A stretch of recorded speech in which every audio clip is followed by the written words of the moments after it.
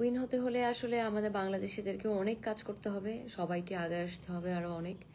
কারণ আমরা যতই আমরা নিজেরা বলি যে আমরা আমাদের অনেক বড় কান্ট্রি, আমরা অনেক কিছু জানি, অনেক কিছু পারি, বাট আপনারাও জানেন বাংলাদেশ আসলে বিশ্বের কাছে খুব ছোট্ট একটা কান্ট্রি।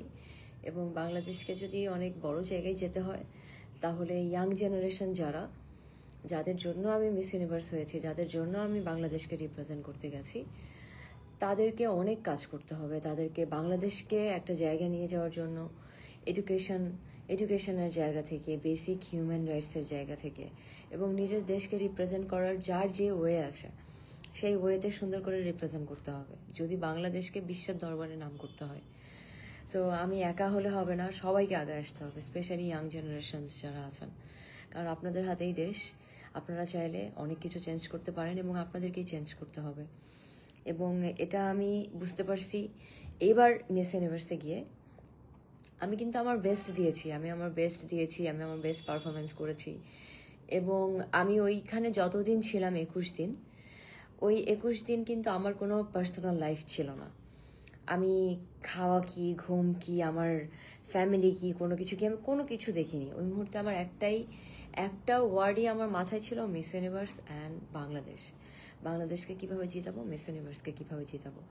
যেটার জন্য আমি কিন্তু পিপল চয়েসে না জিতলেও আমি কিন্তু নর্মালি টপ 30-তে চলে গেছি আমার পারফরমেন্সের উপরে। তো আমি কিন্তু আমার চেষ্টা ওখানে অনেক করেছি, বাট এই চেষ্টা না, আমাদেরকে যদি জিততে হয়, আমাদেরকে যদি অনেক বড় জায়গায় যেতে হয়, তাহলে এটা আসলে বছরের পর বছরের সাধনা, বাট রেজাল্ট আসবে। বিকজ অন্যান্য দেশ, যারা আমরা বড় বড় দেশ দেখছি লাইক থাইল্যান্ড, ফিলিপিন্স, ইন্ডিয়া, এবং আশেপাশের যে এশিয়ান কান্ট্রিগুলি আছে এবং ল্যাটিন কান্ট্রি যেগুলি আছে, ভেনেজুয়েলা, কলম্বিয়া, পোর্তোরিকো, বা যেসব বড় বড় কান্ট্রি আছে লাইক ইউএস, ইউরোপ, যেসব বড় বড় কান্ট্রিতে উইনার হয়েছে, স্যাশ কান্ট্রি যেগুলিকে বলে, সেই প্রত্যেকটা স্যাশ কান্ট্রি কিন্তু ওদের দেশের অনেক বছর ধরে কম্পিটিশন করেছে, অনেক বছর ধরে। Like 74th year of miss universe এইবার আমি জয়েন করলাম। তো এই যে এক একটা দেশ, থাইল্যান্ড, ফিলিপিন্স, ইন্দোনেশিয়া, এরা কিন্তু লাইক 50-60 বছর ধরে ধরে এক একজন কম্পিটিশন করছে। 50-60 বছরে হয়তো বা এক একটা দেশে একজন, দুজন, ম্যাক্সিমাম 3জন করে উইনার হয়েছে 50-60 বছরে। তো সেখানে আমরা মাত্র 3 বছর হলো শুরু করেছি। আমি 3 নাম্বার কন্টেস্ট্যান্ট ছিলাম বাংলাদেশ থেকে। সেই 3 নাম্বার কন্টেস্ট্যান্ট হয়েও আমি যে বাংলাদেশের জন্য রেজাল্ট নিয়ে আসছি এবং আপনারা যেভাবে সাপোর্ট দেখিয়েছেন, এটাতে আমি অনেক খুশি। এবং আমি মনে করি এটা বাংলাদেশের জন্য একটা অনেক বড় অনার মিস ইউনিভার্স থেকে। এবং এখানে আসলে একজন মানুষের পারফরমেন্সের উপরেই সবকিছু ডিপেন্ড করে না, এটা আসলে সময়ের ব্যাপার, ডিসিপ্লিনের ব্যাপার। তারপর আপনাকে এখানে অনেক কিছু ইনভেস্টমেন্ট করতে হবে। একটা কান্ট্রির সাথে মিস ইউনিভার্সের রিলেশনশিপ হতে হবে, বিজনেস রিলেশনশিপ হতে পারে, গভর্নমেন্টের সঙ্গে রিলেশনশিপ হতে পারে, অনেক ধরনের রিলেশনশিপ লাগে। সো দ্যাট যেন ওরা বাংলাদেশকে উইনার করলেও যেন দেখতে পারে যে ওদের এখানে ওরা বেনিফিটেড হয়। বাংলাদেশ থেকে কেউ উইনার হলে ওদের এখানে যেন অনেক ফ্যান্স থাকে, ওদের বিজনেস ওয়াইজ অনেক ডেভেলপমেন্ট হয়, অনেক কিছু আছে এখানে। বিউটি প্যাজেন্ট মানে কিন্তু অনেক কিছু, শুধু একটা দেশকে জাস্ট ক্রাউন দিয়ে দিল, দেশের একজন কন্টেস্টেন্টকে উইনার করে দিল। This is not how it's work. আমি তো ওখানে ছিলাম, আমি পুরো জিনিসটা দেখেছি। সো সেটার জন্য আমি বলছি, আমি পারিনি সেটা বিষয় না, বাট আমি না পেরেও অনেক অনেক কিছু পেরেছি। বাট আমাদেরকে অনেক কাজ করতে হবে, সবাইকে অনেক আগে আসতে হবে। সবাই আগে আসলে পরের যে কন্টেস্টেন্ট যাবে সেই কন্টেস্টেন্ট যেন বিজয়ী হতে পারে। আজকে না হোক 2 বছর পরে হবে, 2 বছর পরে না হয় 5 বছর পরে হবে, বাট হবে কিন্তু। এবং আমার কাছে মনে হয় this is a great opportunity for us, specially country like Bangladesh. এমন দেশের জন্য, এক্সপোজারের জন্য, ইন্টারন্যাশনাল এক্সপোজারের জন্য আমাদেরকে আগে আসতে হবে এবং পরের কন্টেস্টেন্টদেরকে কিন্তু হেল্প করতে হবে। হেল্প কীভাবে করতে হবে? যেভাবে আপনারা আমাকে সাপোর্ট দেখিয়েছেন, যেভাবে আপনারা আমাকে ভোট করেছেন, বিশ্বের দরবারে সবাইকে দেখিয়েছেন যে বাংলাদেশের মানুষ বিউটি প্যাজেন্টের ব্যাপারে কতটা সিরিয়াস, কতটা আগ্রহী, তারা দেশের একটা মেয়ের জন্য যেভাবে আগায় আসে, এই জিনিসটাই ইন্টারন্যাশনালি আমাদেরকে রিপ্রেজেন্ট করতে হবে। তো এটা যদি আমরা করতে থাকি, I am telling you, Bangladesh থেকে উইনার হবেই হবে। কারণ আমাদের যে স্ট্রেংথ, আমাদের যে জনসংখ্যা, এবং আমি এটা নিয়ে অনেক কাজ করব। আমার অর্গানাইজেশন, মিস ইউনিভার্সের অর্গানাইজেশন যারা আছে, যারা এটা আমার পিছে কাজ করেছে বা যারা কাজ করছে, তারাও এটা নিয়ে অনেক কাজ করবে, কারণ তাদের সাথেও মিস ইউনিভার্সের বিভিন্ন ধরনের এগ্রিমেন্ট হচ্ছে। লাইক আমরা স্কিন কেয়ার প্রোডাক্টটা লঞ্চ করব, তারপর অনেক কিছু, অনেক ধরনের এগ্রিমেন্ট হচ্ছে, যেটা যেটা অন্যান্য দেশের সাথে মিস ইউনিভার্স অলরেডি ইনভলভ। তো তারা কিন্তু অনেক কিছুতে আগায় আছে, যেহেতু আমরা এবার সিরিয়াসলি গেছি। তো এইবার আমরা দেখতেছি যে আসলে কিভাবে বাংলাদেশকে আগায় নেওয়া যায়, কি করলে বাংলাদেশের জন্য একটু ভালো হয়। তো সেটা নিয়ে কিন্তু আমরা সবাই কাজ করছি, এবং আমি বলবো যে আপনারা হতাশ হবেন না। আমি আমার যথেষ্ট চেষ্টা করেছি, আপনারাও অনেক চেষ্টা করেছেন, এবং বাংলাদেশের জন্য আমরা সবাই মিলে চেষ্টা করেছি, এবং বাংলাদেশকে ইন্টারন্যাশনালি আমরা একটা বড় জায়গায় জায়গা করে দিয়েছি। এটা এটা কেউ অস্বীকার করতে পারবেন না, আপনারা নিজেরাও দেখেছেন। সো এটাই কিন্তু আমাদের আসলে বড় পাওয়া। সো এটা যে করতে পেরেছি, যেটা অনেক বছর ধরেই অনেক দেশ করতে পারেনি, বাট সেটা আমরা এবার 3 বছরের মাথায় করে দেখিয়েছি। আমার কাছে মনে হয় এটাই আমাদের জন্য বিজয়। আর এটাই আমার কাছে মনে হলো আপনাদের সাথে শেয়ার করি। আর আপু, আপনার বিকিনি পরা মুহূর্তটা সেই ছিল। হ্যাঁ, বিকিনি নিয়ে আমি অনেক ধরনের অনেক কিছু দেখলাম। তাদের উদ্দেশ্যে বলতে চাই, এটা একটা আসলে প্রোগ্রাম, যে প্রোগ্রামে প্রথম থেকেই বলা আছে যে এখানে evening gown competition, close door interview, এবং বিকিনি রাউন্ড, এবং ন্যাশনাল কস্টিউম, এই 4টার উপরে মার্কিং হয়। তো আমার যদি কোনো কিছু পড়তে ইচ্ছা না করে, আমার ওখানে যাওয়ার দরকার নেই। কিন্তু ওখানে যেহেতু ওরা বলাই আছে যে এগুলোর উপর মার্কিং হয়, তো ওখানে গিয়ে আমি বলতে পারি না যে না আমি পড়বো না বা আমি এটা করবো না। আর আমার কাছে মনে হয় maybe I am not perfect, but I am not a hypocrite, যে আমি ওখানে গিয়ে বলবো যে না আমি পড়বো না, আমি করবো না, আমি এটা না, আমি ওটা না, সেটা না। কারণ আমি চাই না আমার বাংলাদেশকে এভাবে রিপ্রেজেন্ট করতে। আর I am not the first person যে বাংলাদেশে প্রথম বিকিনি পরছে, বা বাংলাদেশে আর কেউ বিকিনি পরে না, বা 5 বছর পরে পরবে না, বা 1 বছর পরে পরবে না, পরবে। আমার কাছে মনে হয় বিকিনি পরাটা আসলে একজন মানুষের পার্সোনাল চয়েস।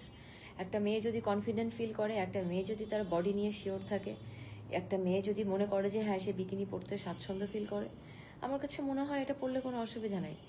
আর পোশাক দিয়ে আপনি একটা মানুষকে কেন বিচার করবেন? যেখানে 121টা দেশের মেয়ে এসে বিকিনি পরছে এবং তাদের কোনো প্রবলেম নেই, আমাদের কেন প্রবলেম থাকবে? মানে আমরা কেন নিজেদেরকে এইভাবে ঘরের মধ্যে আটকে রাখবো? আমি তো মনে করি না এইভাবে ঘরের মধ্যে আটকে রাখার কোনো দরকার আছে। আর স্পেশালি ইয়াং জেনারেশনস, আপনি তো ওদেরকে আরও আটকে রাখতে পারবেন না। ওরা তো অনেক অনেক স্বাধীন চেতা। ওদের কিন্তু যেটা ইচ্ছা করবে ওরাই ওটা করবে, কারণ ওরা অনেক কিছু বুঝে, ওরা বিশ্বকে দেখে, এবং ওরা ওদের চোখে দেখে। ওদের যেটা ভালো লাগবে ওরা সেটাই করবে। এবং আমি মনে করি না যে একজন মানুষ যেভাবে বাঁচতে চায়, যেভাবে থাকতে চায়, সেই তার বাঁচাতে, তার লাইফস্টাইলে কারোর এসে বাধা দেওয়া উচিত। মেক্সিকোর মেয়েকে যেভাবে সম্মান দিয়েছো, এটা আমাদের অনেক ভালো লাগছে। এমডি আরিফ লিখেছেন। আমি কেন সম্মান দিব না বলেন? আমরা এখনো কোথায় আছি? এখন এইসব বড় বড় কান্ট্রিটা কোথায় চলে গেছে? আর আমি মনে করি everything happen for a reason. আমি ওখানে ছিলাম, আমি অনেক কিছু দেখেছি, সেগুলি নিয়ে আমি আসলে পাবলিকলি কথা বলতে পারবো না, কারণ আমি নিজেও যেহেতু একজন মিস ইউনিভার্সের কন্টেস্ট্যান্ট। সো অনেক কিছু নিয়ে কথা বলাটা আমার ইললিগাল হবে, সো সেটা আমি বলতে পারবো না। সো বাট একটা কথা বলতে পারি, she is a wonderful person, এবং আমার কাছে মনে হয় যেহেতু শি ইজ আওয়ার কুইন, যেহেতু মিস ইউনিভার্স অর্গানাইজেশন থেকে তাকে সিলেক্ট করেছে, এবং মিস ইউনিভার্স অর্গানাইজেশন সিলেক্ট যেহেতু করেছে, আমি কিন্তু তার বাইরে কিছু বলতে পারি না। তার বাইরে বলা মানে মিস ইউনিভার্স অর্গানাইজেশনের সাথে, মিস ইউনিভার্স অর্গানাইজেশনকে রেসপেক্ট না করে ওদের বাইরে গিয়ে আমি কথা বলছি। কারণ ওদের সিলেকশনকে যদি আমি অ্যাকসেপ্ট না করি, তার মানে আমি মিস ইউনিভার্সকে অ্যাকসেপ্ট করছি না। সো এটা তো আমি করতে পারবো না। আর she is our queen and I respect her and she respect me too. অ্যান্ড আমার কাছে মনে হয় যে কাউকে অসম্মান করে কেউ কখনো বড় হয় না। এবং আমরা বাংলাদেশিরা, আমাদের একটা কালচার আছে, আমাদের একটা ফ্যামিলি ভ্যালুজ আছে, যেটা আমরা ফ্যামিলি থেকে শিখেছি, যেটা আমরা কালচার ওয়াইজ শিখেছি, যে কেউ সবাই বড়দেরকে সম্মান করা, একজন আরেকজনকে সম্মান করা, এবং কাউকে ছোট না করা, কারোর সঙ্গে বাজে ব্যবহার না করা, এই জিনিসগুলি আমরা ফ্যামিলি থেকে শিখেছি এবং আমিও শিখেছি। এবং আমার কাছে মনে হয় এটাতে এটা একটা ভীষণ বড় একটা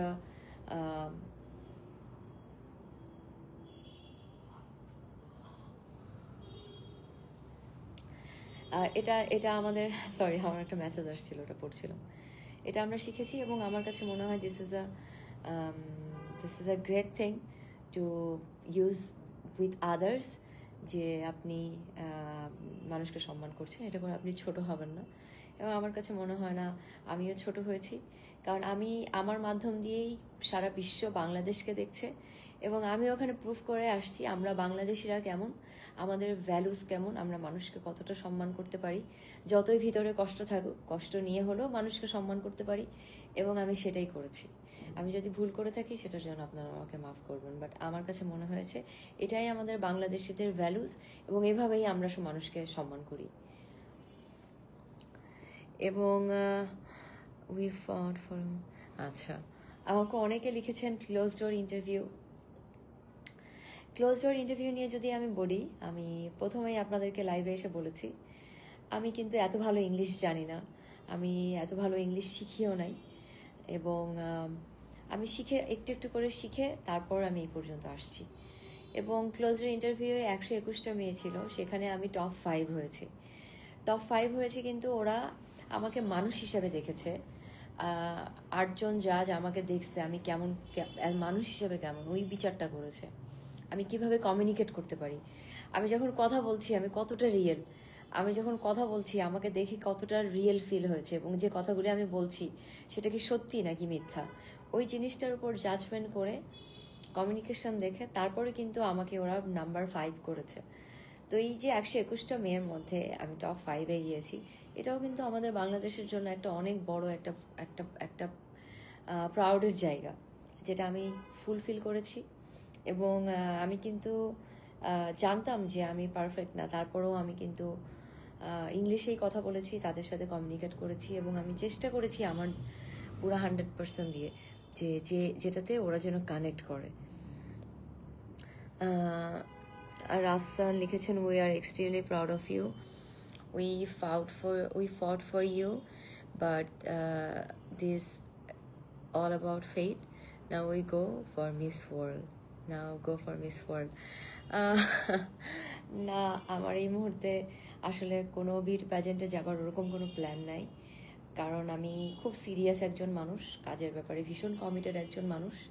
আমি যখন কোনো কিছু কমিট করি যে আমি এটা করব, আমি সেই কাজের ব্যাপারে ভীষণ রেসপন্সিবল থাকি, এবং আমি কিন্তু বাংলাদেশকে রিপ্রেজেন্ট করতে গেছি। I think this is a big thing for me, and বাংলাদেশকে যেহেতু আমি রিপ্রেজেন্ট করতে গেছি, আমার কিন্তু কোনো জায়গায় আমি গ্যাপ দেই নেই, আমি চেষ্টা করেছি কোনো জায়গা থেকে যেন বাংলাদেশ ছোট না হয়। আপনারা নিশ্চয়ই সেটা দেখতে পেরেছেন। সো এই ধরনের বিউটি প্যাজেন্টে যাওয়ার জন্য একটা মানুষকে অনেক প্রিপারেশন নিতে হয়, অনেক কিছু রেডি করতে হয়, অনেক কিছু রেডি করে যেতে হয়। এবং আমি এমন কন্টেস্টেন্ট না যে আমি জাস্ট নর্মালি নিজের চেহারা দেখায় আসবো, ঘুরতে যাব, বাংলাদেশের ফ্ল্যাগ নিয়ে জাস্ট ঘুরে চলে আসব, কোনো এফোর্ট নাই, কোনো কিছু নাই, চেষ্টা করব না, বাংলাদেশকে ঠিক করে রিপ্রেজেন্ট করব না, এভাবে আমি একটা বিউটি প্যাজেন্টে যাব না। আর এভাবে দিস ইজ নট মি। অনেকে হয়তো বা যেতে পারে, বাট আমি যাব না। আমি যদি কোথাও যাই, আমি আমার জীবন দিয়ে চেষ্টা করব, আর বাংলাদেশকে রিপ্রেজেন্ট করতে যাচ্ছি, তো it's a big responsibility, it's a big title. এবং আমি আমার 100% চেষ্টা করেছি বিধায় টপ 30-তে আমাকে ওরা জায়গা দিয়েছে, আদারওয়াইজ দিত না। আমি আপনাদের সাথে একটা এক্সপিরিয়েন্স শেয়ার করতে চাই। আমাকে যখন টপ 30 অ্যানাউন্সমেন্ট করেছে, আমি জানি আমি অনেক ভালো পারফর্ম করছি, এবং আমি টপ 12-এ যাওয়ার মতো পারফর্ম করেছি, আই নো, এবং আপনারাও সেটা দেখেছেন। বাট আমি যেহেতু পরে বুঝতে পেরেছি যে টপ 12 হতে হলে আসলে একটা কান্ট্রির সাথে মিস ইউনিভার্সের অনেক ধরনের রিলেশনশিপ হওয়া লাগে, বিজনেস ওয়াইজ, ওই দেশের মানুষের সাথে, গভর্নমেন্টের সাথে, অনেক কিছু এটার সাথে। এবং আনফর্চুনেটলি যখন আমি জিনিসটা বুঝতে পেরেছি, তখন কিন্তু I was really sad, but আমার খুব খারাপ লাগছে যে আমি অ্যান্ড ব্যাক স্টেজে এসে আমি কাঁদছি। দেন আপনারা হয়তো বা খেয়াল করেছেন, আমি 2 দিন কিন্তু সোশ্যাল মিডিয়াতে কোনো কিছু পোস্ট করিনি, কারণ আমার মন অনেক খারাপ ছিল। সব কিছু মিলায় আমার অনেক কিছুতে আমি কনভিন্স করতে পারছিলাম না নিজেকে। তখন আমি ব্যাক স্টেজে একটা মোমেন্টে আমি কান্না করে I was with miss Brazil, আমি ওর সাথে কথা বলতেছিলাম, ও কাঁদতেছিল, তোর সাথে কথা বলতেছিলাম। তো তখন ওকে আমি সান্ত্বনা দিচ্ছিলাম যে ডোন্ট ক্রাই, এখানে এত মেয়ে আছে, 121টা মেয়েকে পার করে কিন্তু আমরা টপ 30-তে আসছি।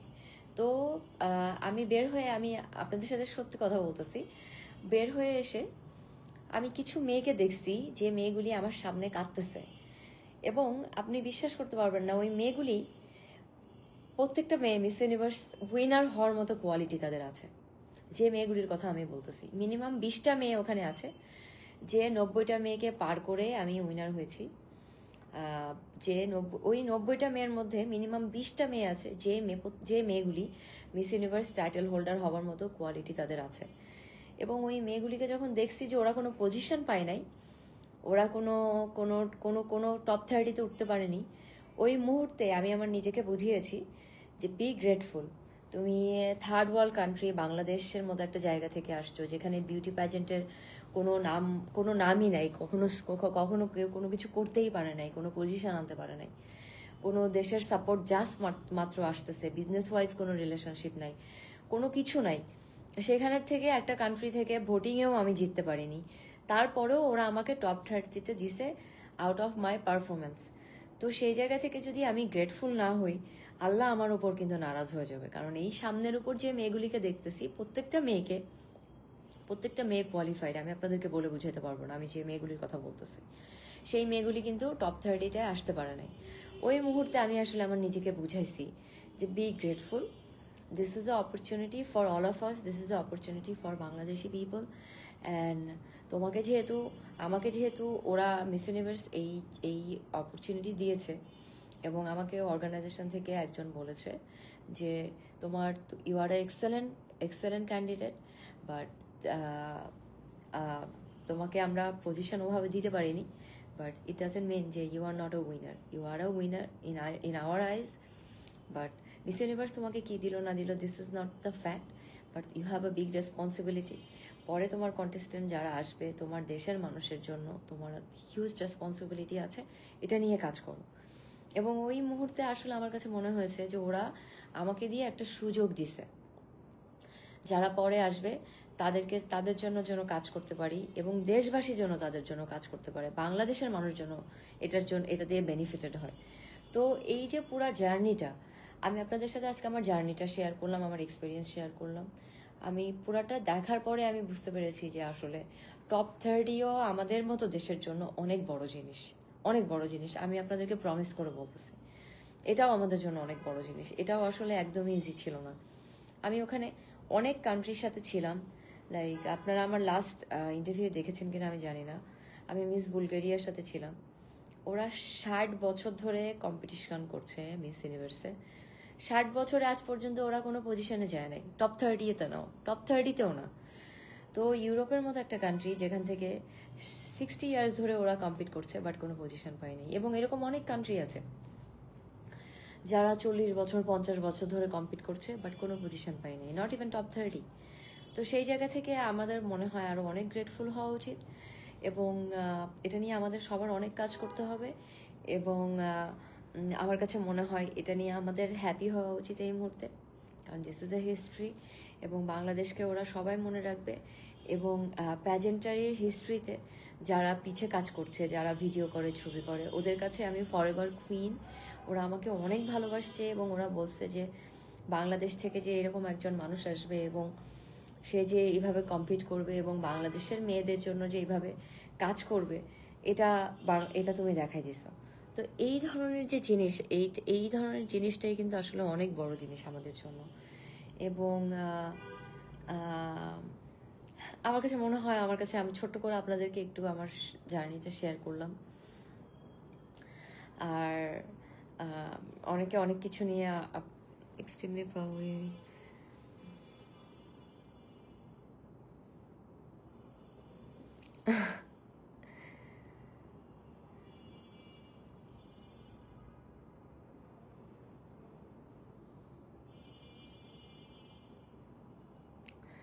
অনেকে আমাকে অনেক ধরনের কমেন্ট করছেন বিকিনি নিয়ে। আমি আপনাদেরকে অনেস্টলি একটা কথা বলি, আমার আপনাদের কমেন্টে কোনো কিছু আসে যায় না, কারণ ওখানে গিয়ে আমার যেটা করা লাগছে, বাংলাদেশকে যেন ওরা ছোট চোখে না দেখে, বাংলাদেশের একজন কন্টেস্টেন্টকে নিয়ে যেন ওরা জাজ না করে যে এখানে এসে ধর্ম দেখাচ্ছে, এখানে এসে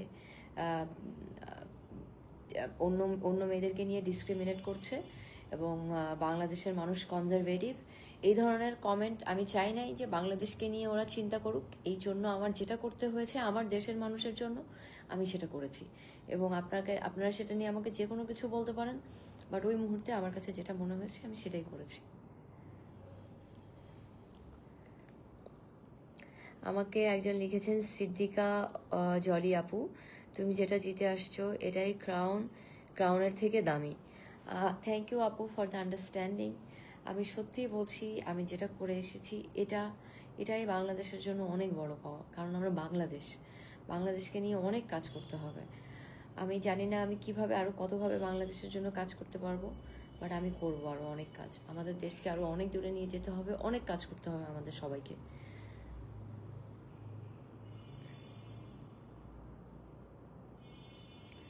নাফিস লিখেছেন, we love you sister, don't worry, we are all with you. Thank you Nafis, thank you so much.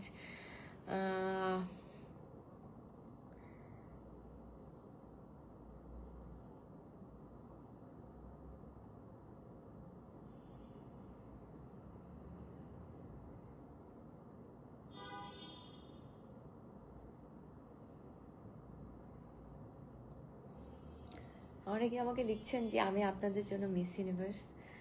এটাই আমার সব থেকে বড় পাওয়া। আমার দেশকে আমি সম্মানের সাথে বিশ্বের দরবারে তুলে ধরেছি এবং আমাকে দিয়ে ওরা জাজ করেছে যে বাংলাদেশের মানুষ কেমন হয়, বাংলাদেশ থেকেও একজন ভালো কন্টেস্টেন্ট আসতে পারে।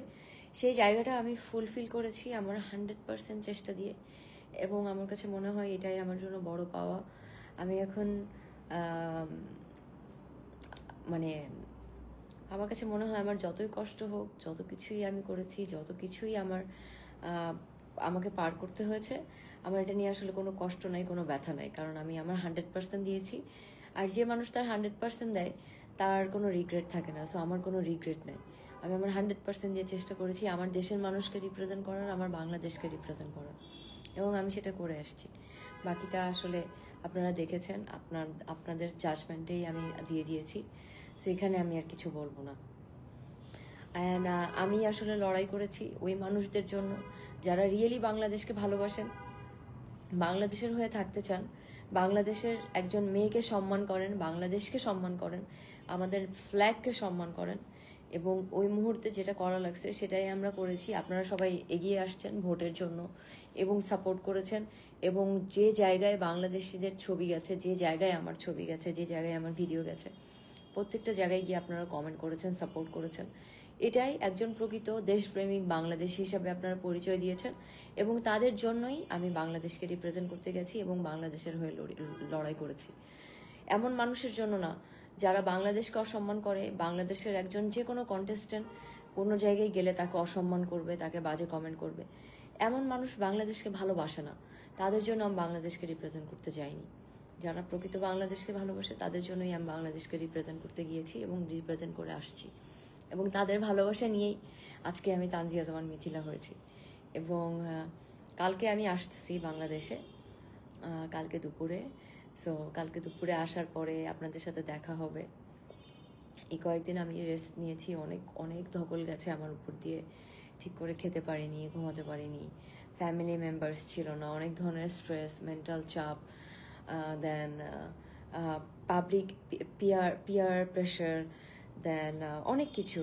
তারপর যেহেতু ভোটিংয়ে জিততে পারিনি, তো সেখানে আমার পুরো 100% এফোর্ট দিয়ে 100% কষ্ট করে ডিসিপ্লিন দেখিয়ে আমাকে কিন্তু জেতা লাগছে। তো সেটার জন্য আমার পুরো 100% এফোর্ট দেওয়া লাগছে। তো ওটা পুরাটা দিয়ে আসলে আমি অনেক টায়ার্ড হয়ে গিয়েছিলাম, তো এই জন্য ঠিক করে ঘুমাইতে পারিনি। তো আমি 2-3 দিন একটু ঘুমাইছি, তারপরে আজকে সব প্যাকিং করছি, কালকে আসতেছি। হোপফুলি কালকে আসলে সবার সাথে দেখা হবে। এবং আমি খুব চাই যে যারা আমাকে রিয়েলি ভালোবাসছেন, সাপোর্ট করছেন, তাদের সাথে আমি একটা ফ্যান মিটিং করব। আপনারা যদি ইন্টারেস্টেড থাকেন তাহলে ডেফিনেটলি আসবেন আমার সঙ্গে দেখা করতে। আমি ফ্যান মিটিংয়ের ব্যাপারে ডিরেক্টলি আপনাদেরকে বলবো কোথায় কি করতে চাই। আর আরেকটা জিনিস আমি বলতে চাই, আমি আমি মন থেকে বলতেছি, আপনারা যারা আমাকে ভোট দিয়েছেন, বাংলাদেশের জন্য ভোট দিয়েছেন, একটা ভোটও বৃথা যায়নি, একটা ভোটও না। আপনারা প্রুফ করেছেন মিস ইউনিভার্স অর্গানাইজেশনের কাছে এবং পুরো পৃথিবীকে যে আমরা বাংলাদেশিরা এক হইলে কি করতে পারি।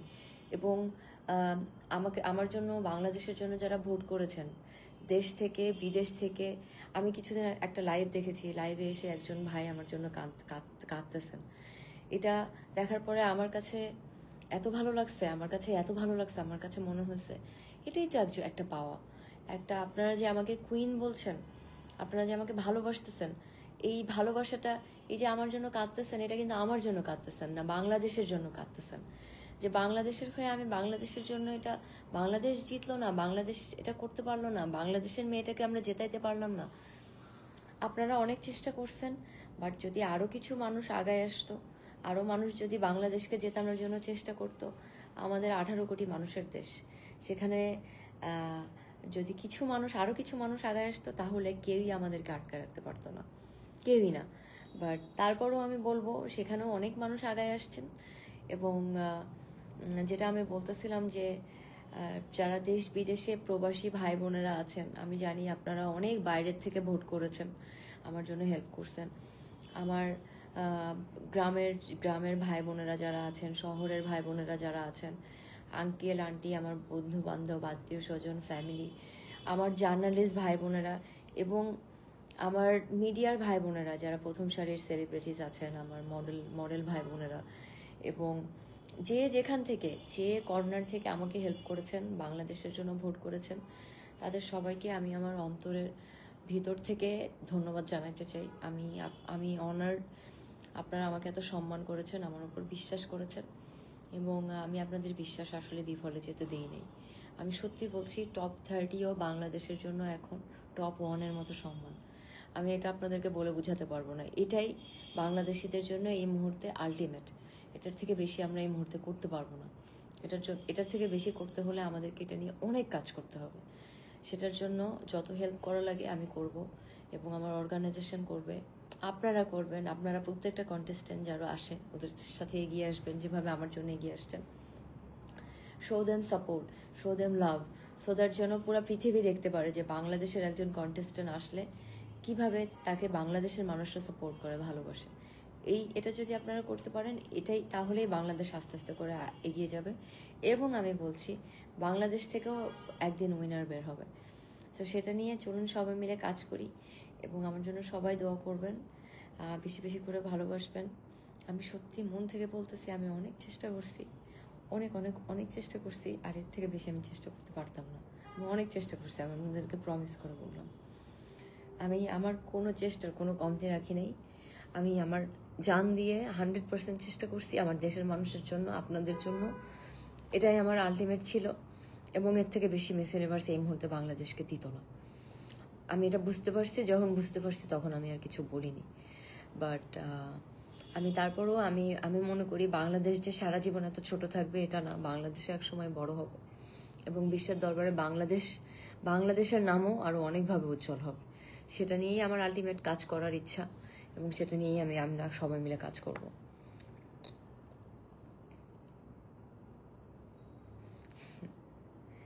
You already a winner for us. Thank you.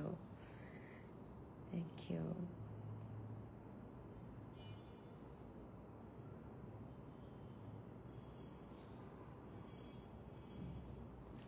অনেকে আমাকে লিখছেন যে please participate miss grand international. এটা ওরাও আমাকে বলেছে আমি যেন জয়েন করি, আমি মিস গ্র্যান্ডে যেন জয়েন করি। বাট এগেন আমি বললাম, this is a big responsibility. Miss Grande গেলেও কিন্তু আমি বাংলাদেশের ফ্ল্যাগ নিয়ে যেতে হবে, এবং বাংলাদেশকে রিপ্রেজেন্ট করতে যেতে হবে। সো সেটার জন্য আমি আসলে এই কষ্টটা আবার নিতে পারবো কিনা, এটার জন্য আমাকে অনেক রেডি করতে হয়, মেন্টালি, ফিজিক্যালি, টেকনিক্যালি। তো সেটার জন্য যদি আমি রেডি হই, আমি যদি মনে করি যে হ্যাঁ আমি যাওয়ার জন্য যোগ্য, বাংলাদেশকে রিপ্রেজেন্ট করতে যাওয়ার জন্য যোগ্য, তাহলেই আমি যাব। ওখানে আমি ঘুরতে যাব না, বা এমনি বাংলাদেশকে রিপ্রেজেন্ট করতে যাব না। সো বাট আমি চিন্তা করে দেখব।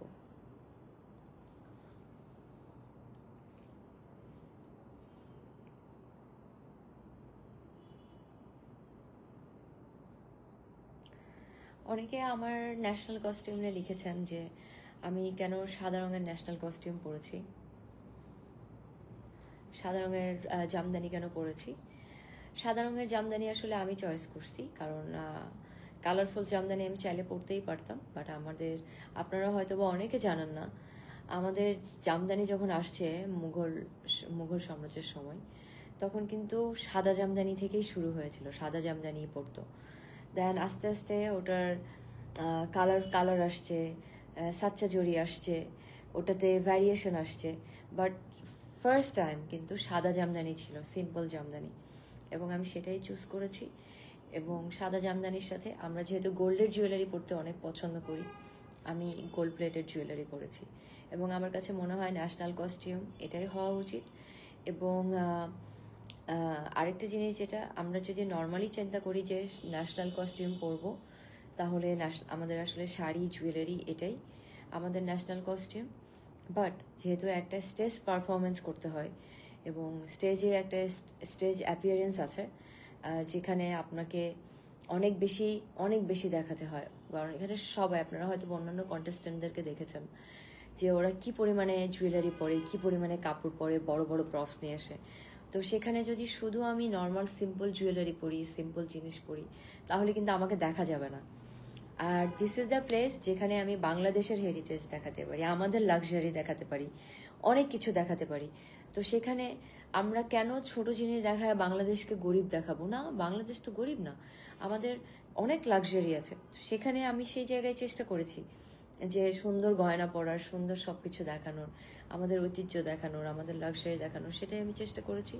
এবং স্টেজে তারপরেও আমার কাছে মনে হয়েছে যে আমি মনে হয় সবার থেকে অনেক কম পড়েছি, যেহেতু আমি জামদানিটা সিম্পল পরেছি, কারণ আমি জামদানির মধ্যে কিছু এক্সট্রা করতে চাইনি, কারণ জামদানি আমাদের অনেক ইমোশনের একটা জায়গা, এবং সেই জায়গাটা আমি চেয়েছি খুব সিম্পল রাখতে।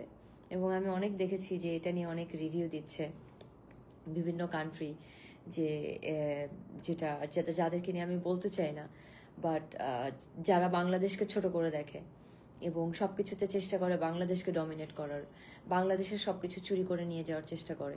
তো তাদের সেই সব দেশের মানুষ নিয়ে আমি কথা বলতে চাই না, বাট তাদেরকেও আমরা এবার দেখিয়ে দিয়েছি যে বাংলাদেশ থেকেও একজন ভালো কন্টেস্টেন্ট যেতে পারে, এবং বাংলাদেশেও ভালো কন্টেস্টেন্ট আছে। এবং প্লিজ সবাই আমার জন্য দোয়া করবেন, সবাই বেশি বেশি করে ভালোবাসবেন, এবং কালকে আসলে সবার সাথে দেখা হবে, কথা হবে। আজকে আপাতত আমার যেতে হচ্ছে। আচ্ছা, কিছু কমেন্ট পড়ি।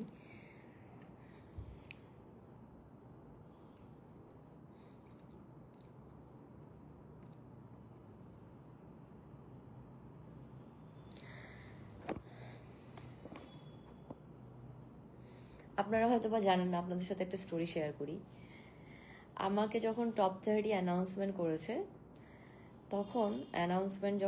তখন আমার মোবাইলটা টেবিলের উপর ছিল। টেবিলের উপর মোবাইলটা রেখে আমি শো করতে গেছি। টেবিলের উপর আমার প্রত্যেকের এক একটা জায়গা আছে, ওই জায়গাটাতে সবার দেশের নাম লেখা আছে। ওই দেশের নাম দেখে দেখে ওখানে সবাই বসে, তার ব্যাগ, তার মেকআপ সব কিছু ওখানে থাকে। তো আমি শো করতে যাওয়ার আগে আমার মোবাইলটা ওখানে রেখে গেছি। তো আমাকে যখন টপ 30 অ্যানাউন্সমেন্ট করেছে, আমি এসে দেখি আমার মোবাইলটা ওখানে নাই। আমার মোবাইলটা কেউ একজন সেরে রাখছিল, সো দ্যাট যেন আমি এনজয় করতে না পারি যে আমি টপ 30 হয়েছি। তো এ ধরনের অনেক কিছু আছে, অনেক ধরনের ঘটনা ঘটেছে যেগুলি আপনাদের সাথে আমি শেয়ার করিনি, কিন্তু mentally and physically I am very exhausted. এবং এটার মধ্যে যখন আমি দেখেছি যে বাংলাদেশ থেকে কিছু মানুষ কমেন্ট করছে যে এটা পড়েছে, এটা হয়েছে, ওর জন্য এটা হয়েছে, ওর জন্য সেটা হয়েছে, এগুলো আসলে খুব দুঃখজনক ব্যাপার।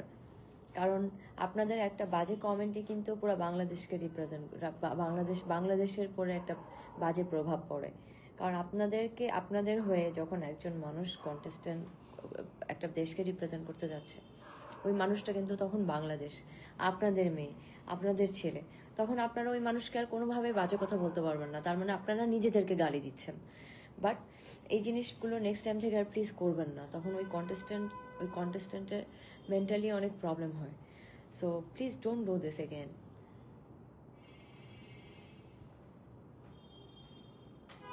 আমি মনে করি মিথিলা মিস ইউনিভার্সের শিরোপা জিতেছে, কারণ সাউথ এশিয়ান দেশের মধ্যে মিথিলাই বেস্ট ছিল। মমতাজ এহসান লিখেছেন। থ্যাংক ইউ আপু, থ্যাংক ইউ সো মাচ। আমি চেষ্টা করেছি এবং আমার কাছে মনে হয় হ্যাঁ, আমরা চোখে পড়েছি, আমরা বাংলাদেশিরা চোখে পড়েছি, আমি চোখে পড়েছি। তো আমার কাছে মনে হয় এটাই আমাদের জন্য অনেক বড় পাওয়া।